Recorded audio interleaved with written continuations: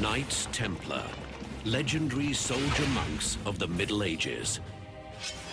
Warriors of God. Holy men, devilish fighters, sworn to poverty, but richer than kings. Legend says they guarded the greatest relic in Christendom, the Holy Grail. A treasure so priceless, it gave them unrivaled power. Yet at their height, the Templars are destroyed and their fortune vanishes. Who were the Knights Templar? And can the true secret of their power be revealed today?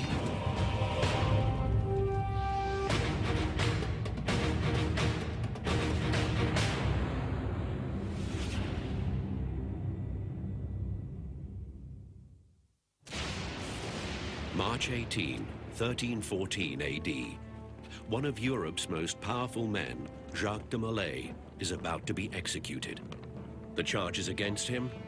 Devil worship, sodomy, and financial blackmail. De Molay is one of 69 men burned alive on orders of King Philip IV of France. The condemned belong to one of the most mysterious brotherhoods in history, the Knights Templar. In the Middle Ages, these warriors are feared, wealthy, and powerful. But in 1307, that reign comes to an end.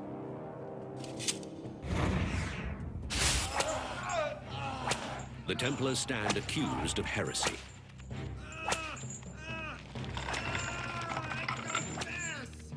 Under intense interrogation, they crack and confess.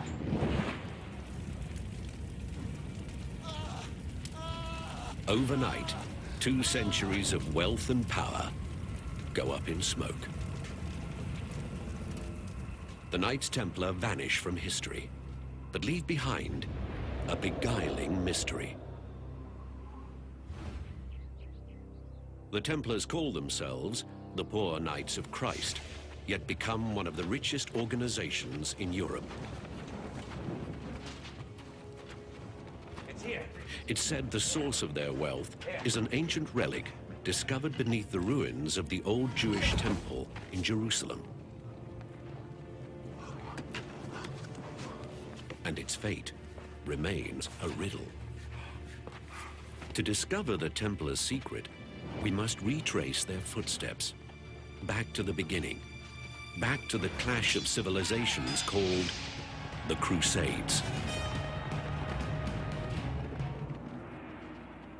1096 AD, an army of European knights marches thousands of miles to the region they call the Holy Land.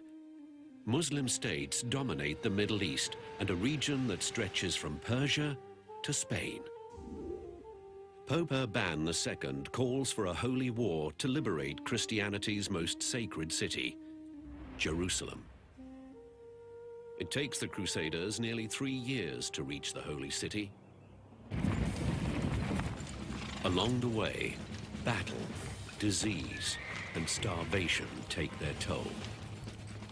Over 4,000 knights set out for Jerusalem. A little over 1,000 arrive.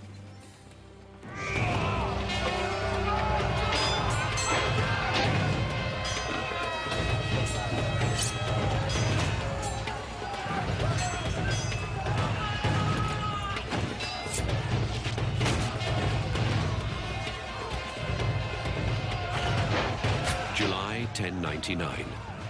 After a 5-week siege, the Crusaders take the city. When the Crusaders captured Jerusalem, first thing that happened, there was a bloodbath of almighty proportions. They slaughtered everybody, Christian, Jew, Muslim alike. It was not a pretty event. A French eyewitness describes the carnage. Piles of heads, hands, and feet were to be seen in the streets of the city. In the temple and porch of Solomon, men rode in blood up to their knees and bridle reins. Indeed, it was a just and splendid judgment of God that this place should be filled with the blood of unbelievers, since it had suffered so long from their blasphemies.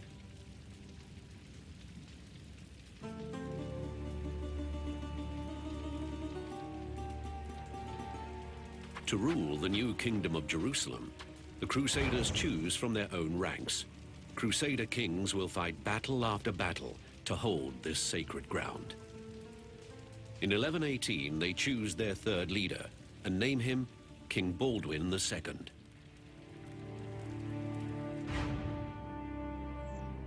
King Baldwin receives an offer of help from a Crusader knight, my lord, the French nobleman Hugh de Payon. Rise. I have a great vision, my lord. Hugh de Payon proposed the idea of a contingent of fighting monks whose responsibility would be to guard the Holy Land and to safeguard passage of pilgrims on their way from Europe to the Holy Land and to defend the holy city of Jerusalem. King Baldwin likes the idea, and the Templars are born.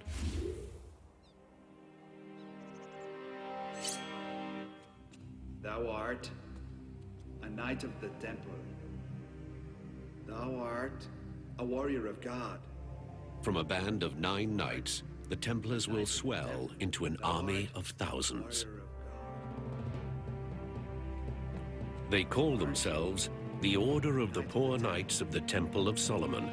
In time, they're simply known as the Knights Templar.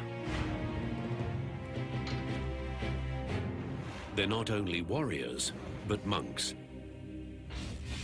They take vows of poverty, obedience, and celibacy. Europe has never seen such a force.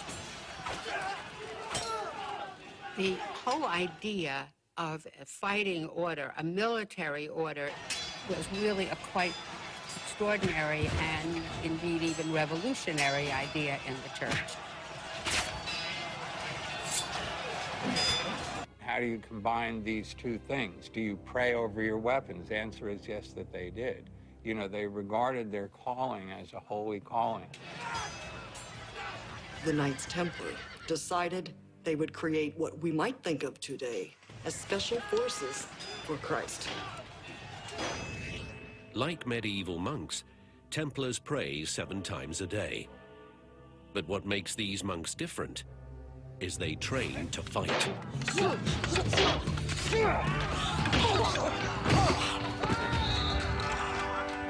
Your first defense is your sword. I guarantee you, you lose this, you will lose your life.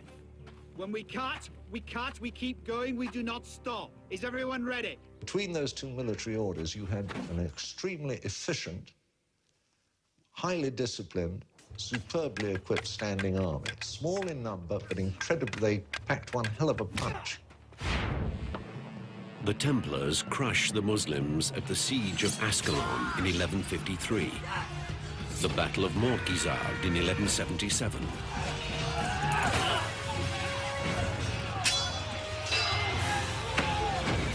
and the Battle of Arsuf in 1191. They seem invincible.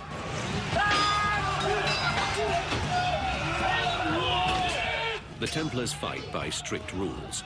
They are forbidden to retreat unless ordered to do so, and only when outnumbered by more than 3 to 1.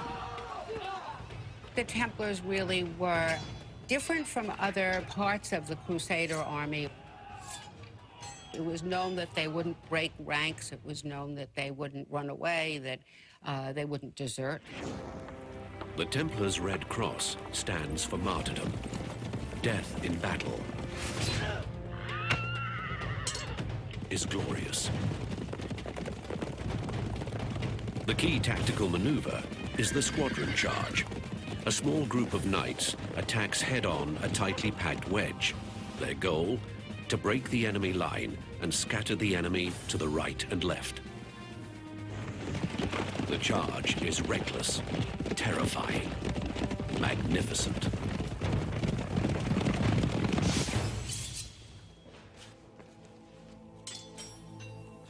They famously won many battles, so their respect was incredible. They had a mystique They had an aura of power. Part of their mystique grows from their headquarters. King Baldwin gives the Knights one of Christendom's holiest places, the site of the ancient Jewish temple. Jesus himself once preached here. We found something. Show us. But it's what the Templars uncover here that may have shaped their destiny. Beneath the ancient temple, folklore says the Knights made one of the most remarkable discoveries of all time.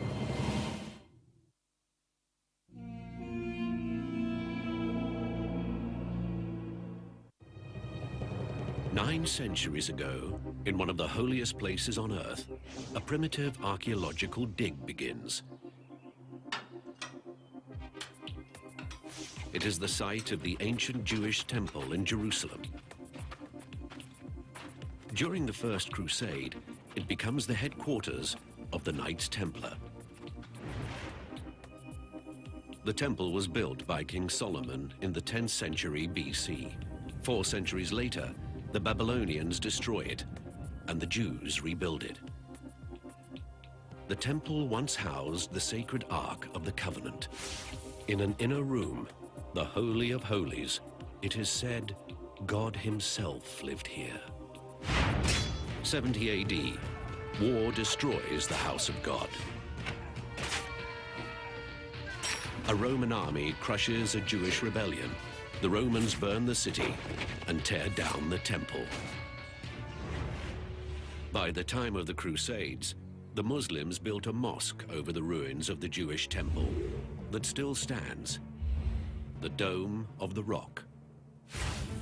A small group of fighting monks now occupy part of one of the holiest pieces of real estate in the holiest city on Earth. They were housed in the temple complex in Jerusalem, and that was a very important statement as far as the importance that they gave to this new order, this new ideal. Not all scholars agree. Frankly, I think the reason is sort of an accident. I don't think it was freighted with any kind of real meaning other than it was something available. Scholars also dispute the Templars' original mission: to safeguard pilgrims to the Holy Land. There have been some researchers who say they had nothing to do with assisting pilgrims. And the question remains, of course, what else were they doing? Maybe they were onto something. I spent 9 years tunneling through solid rock and then a series of radiating tunnels underneath.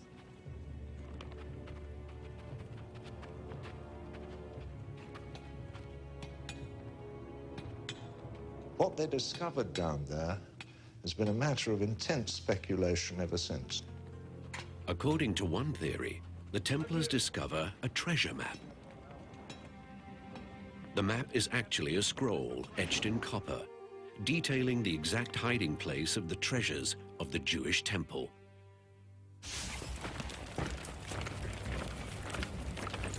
'70 AD, as the Roman army conquers Jerusalem, Jewish rebels hide the treasures of the temple throughout the Holy Land. To recover them, they leave directions, etched in copper, to last forever. For centuries, the scroll's very existence is unknown. Then, in 1947, a Bedouin shepherd looking for a stray sheep makes an electrifying discovery.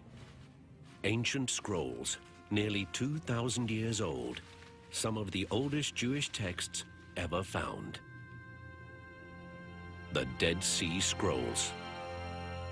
When the Dead Sea Scrolls were discovered, amongst them was one called the Copper Scroll. And it listed a series of sites throughout what we would now call the Holy Land, where temple treasures had been buried for safekeeping prior to the Roman destruction of the temple.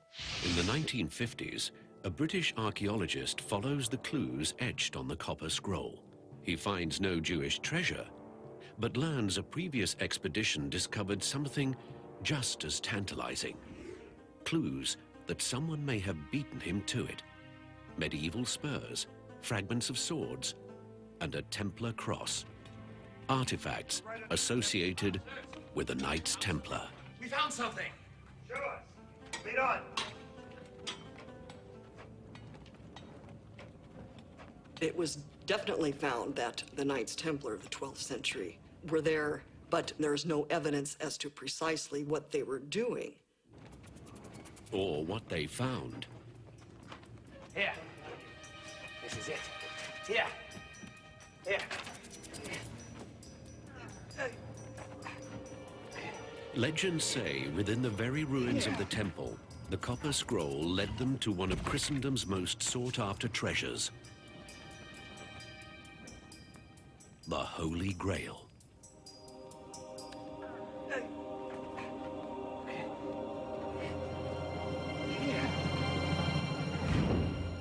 In the Middle Ages, the Grail is the subject of countless tales, legends, and songs. In some versions, the Grail is a cup or plate used by Christ at the Last Supper. But with so few clues, it could be anything. The Grail is a medieval concept. The Grail, in these stories, was many different forms. Maybe they're searching for a cup. Others believed it was a special stone that fell from heaven. Another story connects the Grail to the very death of Jesus, the Roman spear that pierced Christ's side.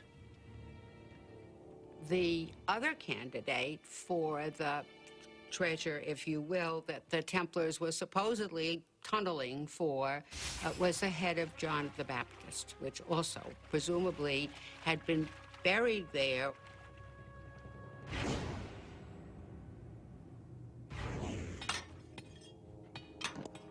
The most controversial theory suggests the treasure the Templars found may have been records of the descendants of Christ.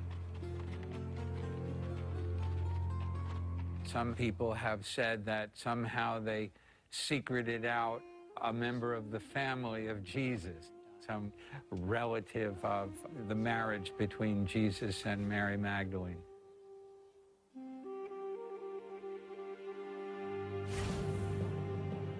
By this theory, the Latin words for Holy Grail, Sang Grael, are really a mistranslation of two different words, Sang Real, or royal blood. Under this theory, Jesus married and had children, and those offspring were the secret of the Grail. There are conspiracy theories, of course, everywhere, so often surrounding the Grail. And surrounding Jesus as well, the story that Jesus and Mary Magdalene were surely married. I happen to think it's false, but it's perfectly reasonable. But the royal blood theory makes more sense than a relic being the source of Templar power. Proving Jesus had married and had children would shake the very foundation of Christianity and threaten the entire power structure of medieval Europe.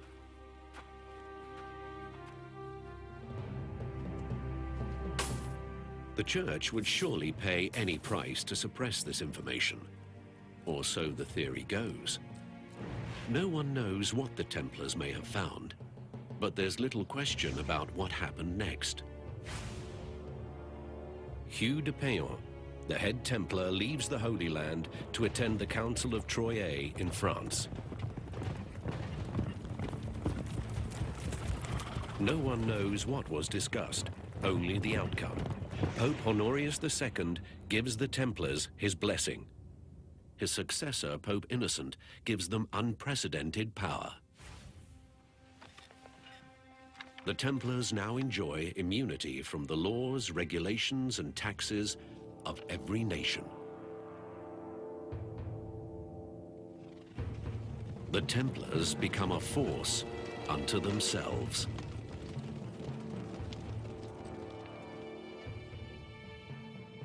The Templars' mysterious new power gives rise to many conspiracy theories.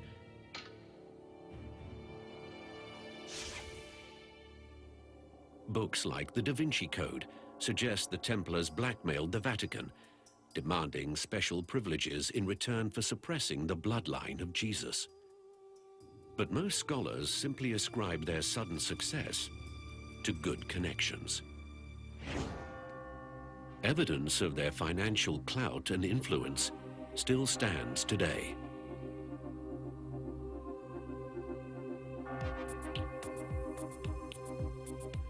The Templars were openly involved in financing and constructing most of the major Gothic cathedrals of the 12th and 13th centuries.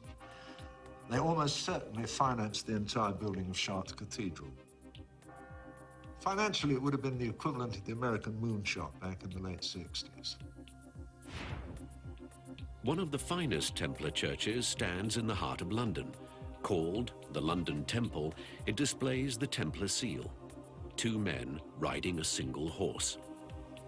Unlike most medieval churches, this one is round. Such a church was designed to recreate the sanctity of the Holy Sepulchre in Jerusalem, the destination of every pilgrim, the most sacred place on earth, and the Church of the Holy Sepulchre is round. This wasn't just a church, it was a treasury. The King of England came here to the London Temple and removed £50,000 sterling in 1307. It was like walking into Fort Knox and taking off with the gold. Huge resources were being managed and administered, apparently honestly and effectively, by the Templars. Throughout Europe, the cash-rich Templars begin to lend money to cash-strapped nobles.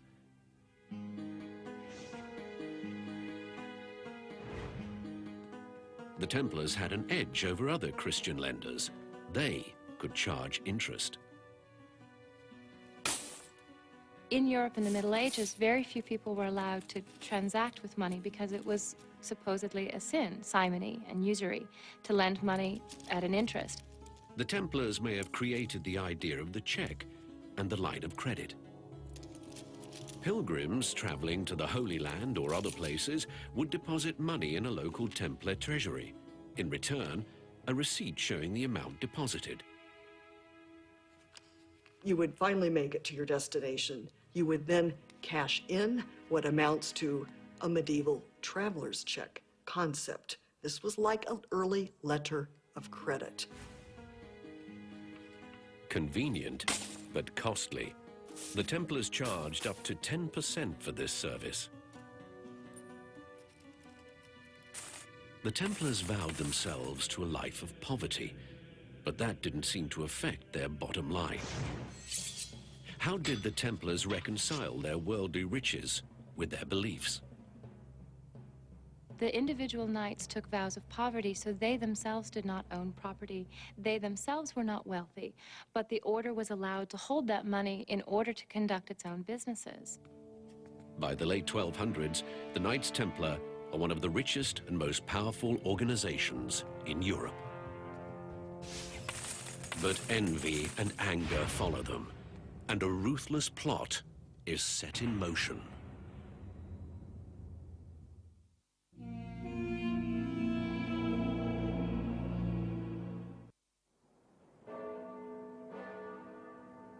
The Knights Templar is one of the most powerful organizations in Europe. But there's trouble ahead. The Crusades made the Knights Templar, and the Crusades are about to destroy the Knights Templar.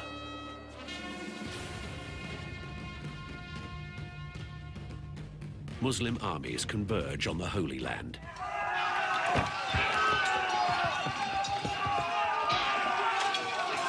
After 2 centuries of warfare, Muslims are newly united under the Egyptian sultans. Support for the Crusades dwindles back in Europe.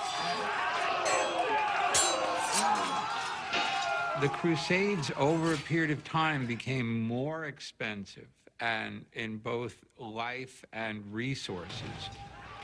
for Europe and began to look less and less like the kind of thing that would work in the long run.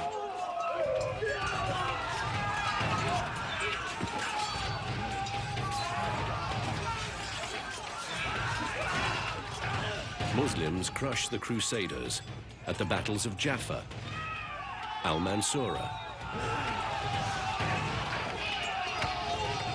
and the siege of Safed.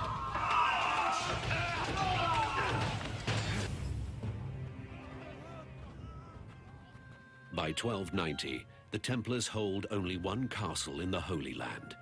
At the siege of Acre, they lose that one too. The Holy Land is again occupied by Muslims. The Templars retreat to the island of Cyprus. After the fall of Acre in 1291, you have a serious disillusionment with the idea of the Crusades, as the common populace saw the resources of Europe and the resources of the military going towards these holy wars that seemed to be futile. The role of the Templar seemed to be less tenable.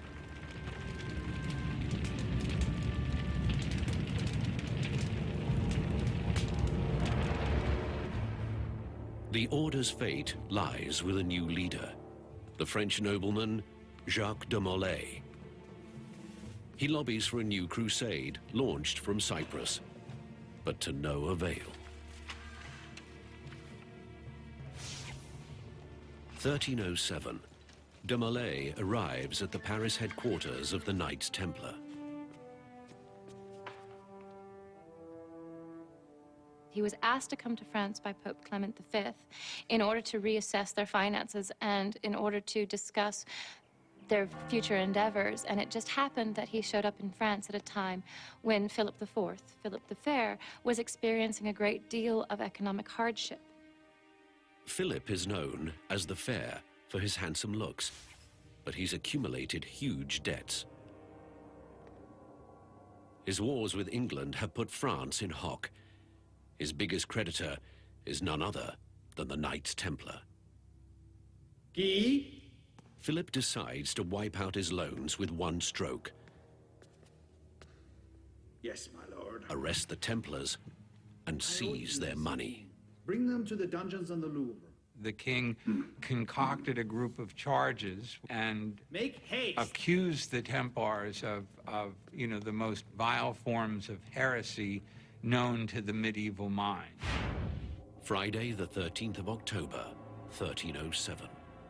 Some believe the modern superstition of Friday the 13th hails from this date. In just one day, Jacques de Molay and hundreds of French Templars are rounded up. Jacques de Molay, by the order of the king, you are under arrest. By what charge? Heresy. The arrests shock Europe. Today, it might be as though we all woke up one morning, turned on the television, and heard that every single executive of every bank or corporation had been suddenly rounded up at dawn. I mean, it was of that magnitude. The investigation of the accused begins in the usual way.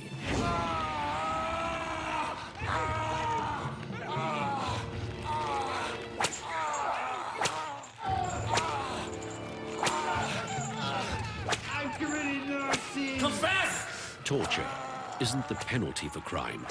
It's a tool to extract a confession. The most common form of torture was the rack. A rack was simply 3 triangulated boards with a rope attached to a winch, and the idea was to dislocate the wrists and the ankles. In Paris alone, over 100 Templars are tortured, including their elderly Grand Master, Jacques de Molay. I confess! I confess my sin of heresy! There were 127 accusations levied against the Knights Templar. They included everything from denying Christ, spitting on the crucifix, defecating on the host, waving their bottoms at the Eucharist, kissing each other on the bottoms during their initiation rites. Hundreds of Templars confess, including the Grand Master. But the confessions go beyond the original charges, moving from the odd to the bizarre. Night after night confesses to strange religious practices, including the worship of an unusual object. There are a lot of suggestions that this was, in fact, the skull of John the Baptist. Others have suggested that the severed head on the silver platter is, in fact, the Holy Grail. The stories get stranger as Templars independently tell similar bizarre stories. Several Templars confess to worshipping the Baphomet, or Baphomet. The Baphomet is probably one of the most spectacular aspects of the accusations against the Templars. Some have suggested that this is a stone idol of the devil, which was one of the most sensational aspects of their trial, trying to link them in some way with demon worship. Other theories abound. There are some scholars who suggest that Baphomet is actually a mistranslation of Muhammad, that the Templars were actually combining a number of different religious traditions in their own practice. Thousands of Templars served for many years in the Holy Land.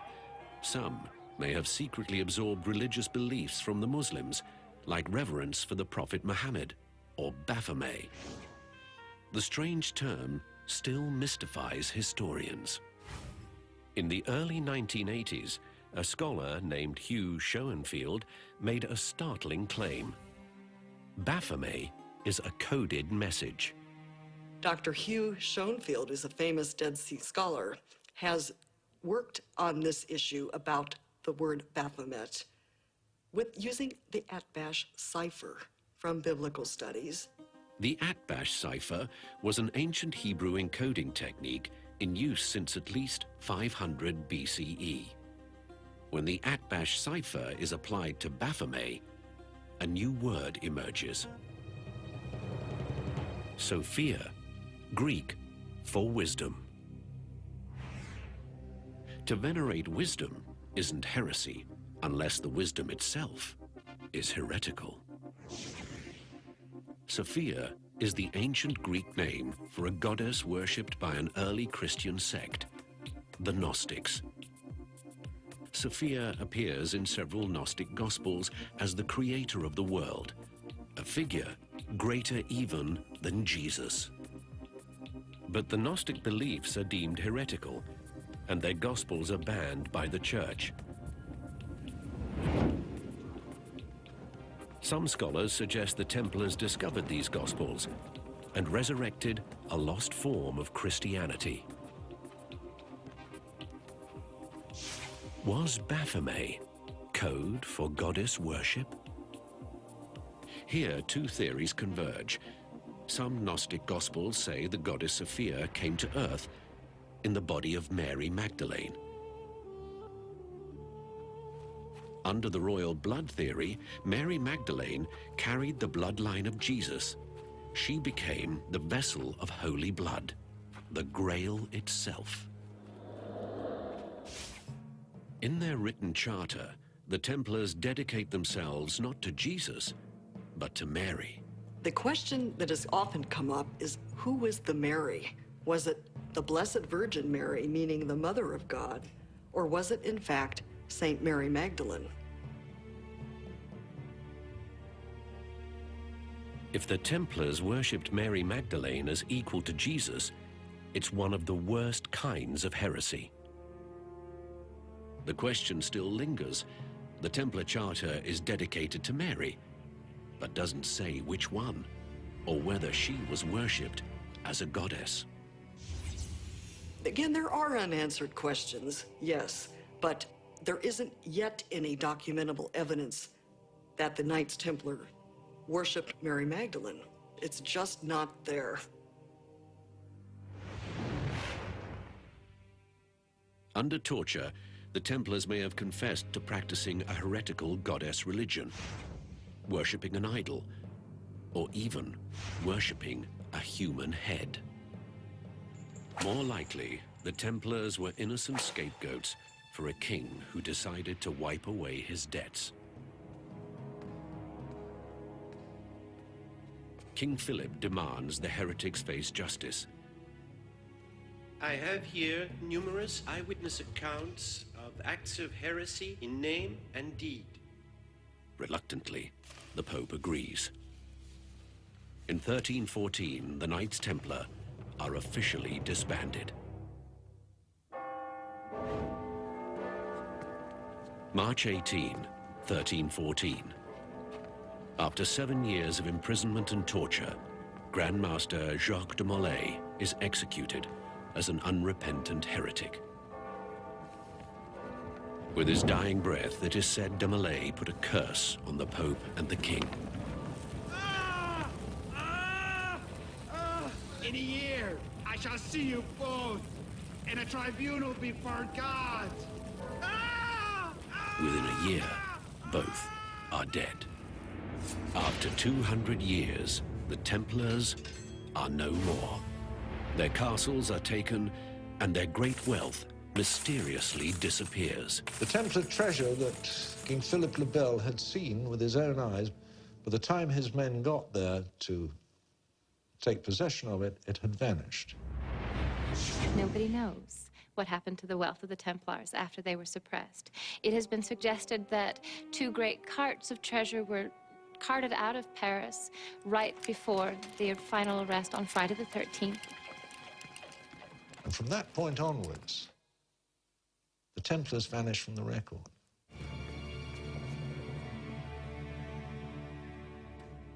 We know that the Templars survived, or at least that some Templars survived. They had adequate warning every place but France. And even in France, we know that some Templars escaped. One theory claims a few Templars slipped out of Paris with their treasure. To this day, its whereabouts remain unknown, but a clue survives.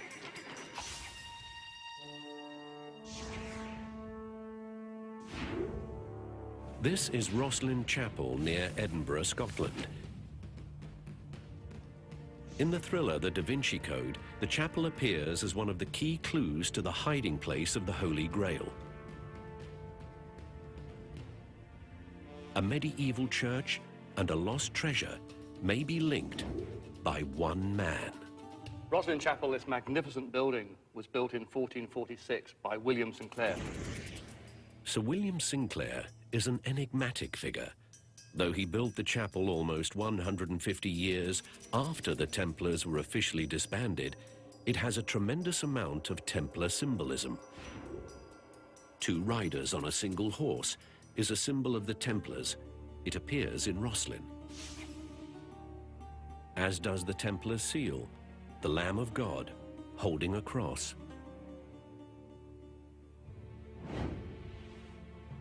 Throughout the chapel, mysterious engravings, symbols, signs, faces. Encoded very cleverly within its artwork are little triggers that say, look closer, there are hidden messages here. The predominant floor plan for medieval churches was the shape of the cross, but Rosslyn's design appears to be modeled after another famous structure.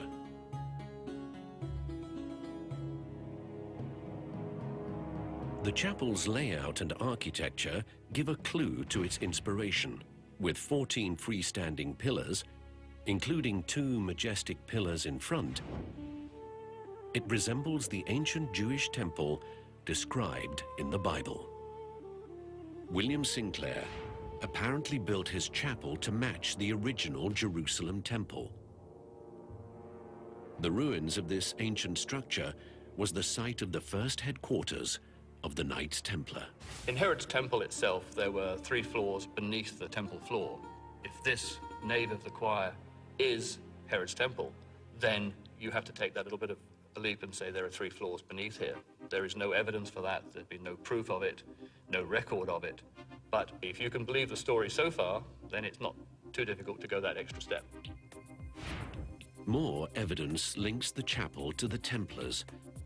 Some have theorized that there may be sealed chambers or vaults below Rosslyn Chapel. They may hold one of the world's greatest mysteries, the Templar treasure, the Holy Grail, or perhaps nothing at all.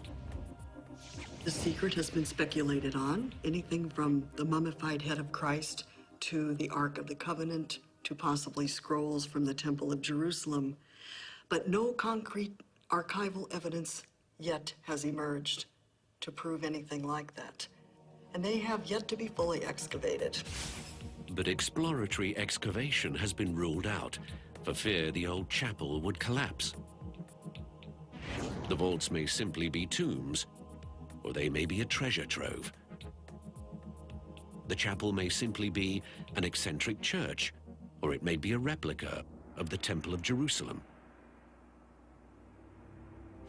Rosslyn remains an unsolved mystery, like so much of the Templars' legacy. Yet evidence suggests someone knows. A mysterious international organization with its own secrets.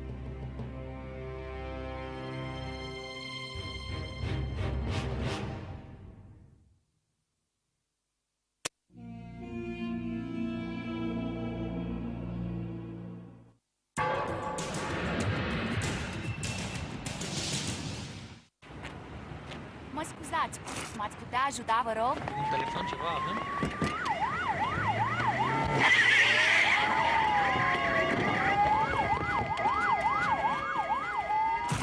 Noroc cu Joe!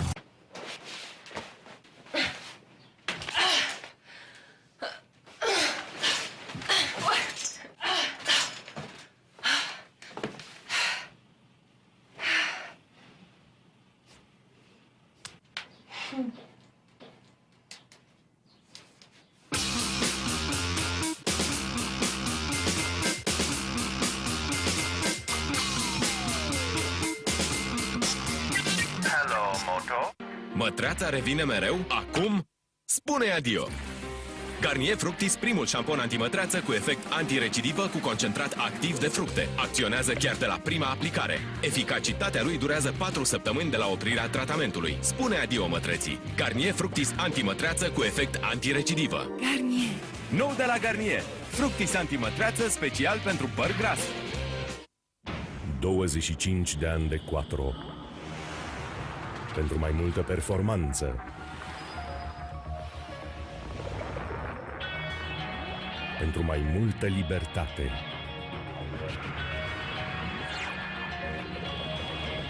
Pentru mai mult control.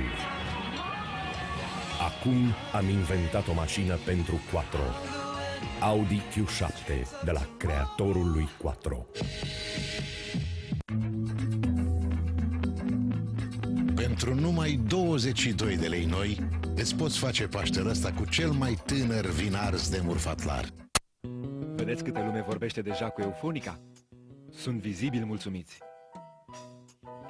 Eufonica oferă o economie de până la 20% la convorbiri interjudețene și până la 40% la cele internaționale. Aveți abonament la telefon fix? Sunați gratuit la 0800 81688 și înregistrați-vă acum. Primiți contractul prin poștă, semnați-l și trimiteți-l înapoi. Cadoul nostru, 25 de minute interjudețene gratuite. Formați 1688 înainte de numărul apelat și vorbiți, vorbiți, vorbiți. E simplu, ieftin și ușor de utilizat. Eufonica. Telefonați mai ieftin. Consumul excesiv de alcool dăunează grav sănătății.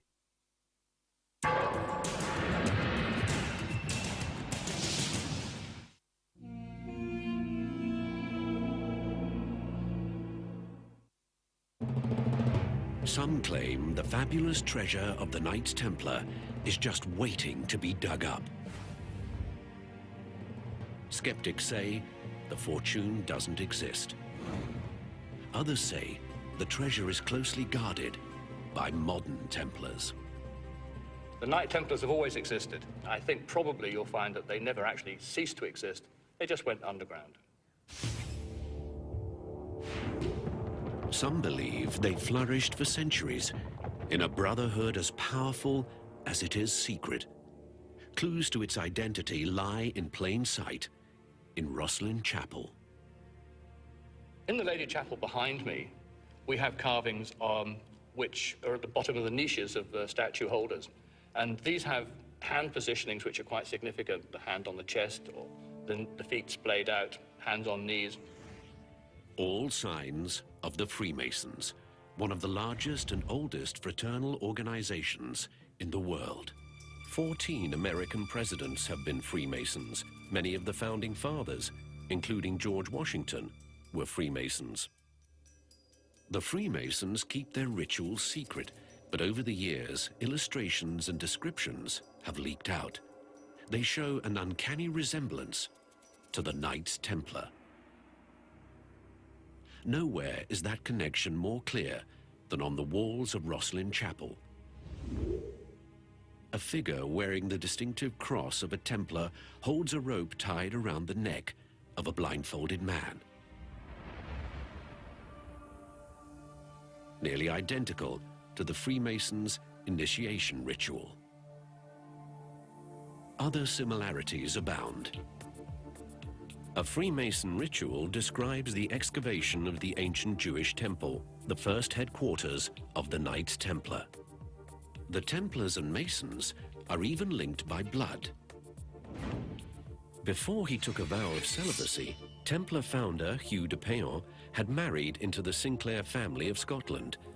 300 years later, William Sinclair built Rosslyn Chapel, and in the 18th century, the Sinclairs were listed as the hereditary leaders of Scottish Freemasonry. Some Freemason organizations use Templar code words and symbols. One of the highest ranks in the Masonic hierarchy is Knight Templar.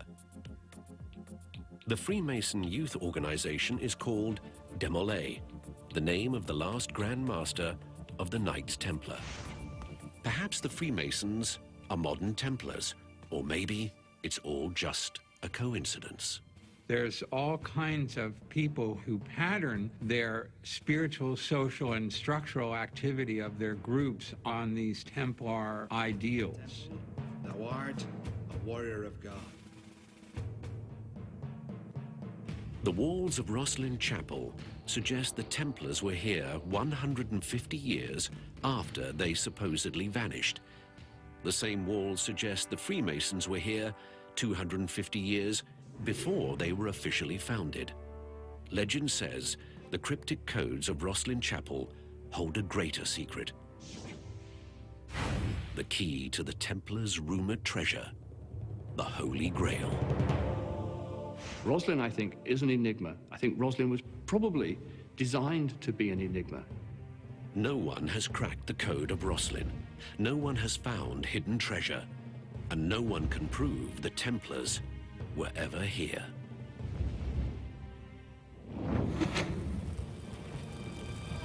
"700 years after their demise, the Knights Templar remain a mystery. Their secrets still hidden, their codes unbroken. Some say there's nothing to find. They found no great secret on the Temple Mount. They bequeathed no great secret to the Masons. The Templars were monks who were knights, but that was the limit of their mystery. What we do know is that the Knights Templar were the holiest warriors in Christendom, yet they were punished for heresy. They were shrewd and innovative businessmen, but their methods created powerful enemies. They were fabulously wealthy, but their fortune disappeared with them. They were rumored to possess an explosive secret, and there is a cottage industry of conspiracy theorists and best-selling novels that question if that secret is still guarded today. The answer is we simply don't know. No matter what anyone tells you, we simply do not know. There is always going to be a secret of the Templars because so little is known about their fate. And as long as that past remains shrouded in mystery, there will always be secrets to find. The Knights Templar had a secret, that much we know. But would it still be as earth-shaking today? We may never know. 700 years after the Templars disappeared, their elusive secret is just as enticing. And it is that mystery that may allow the legend of the Knights Templar to live forever.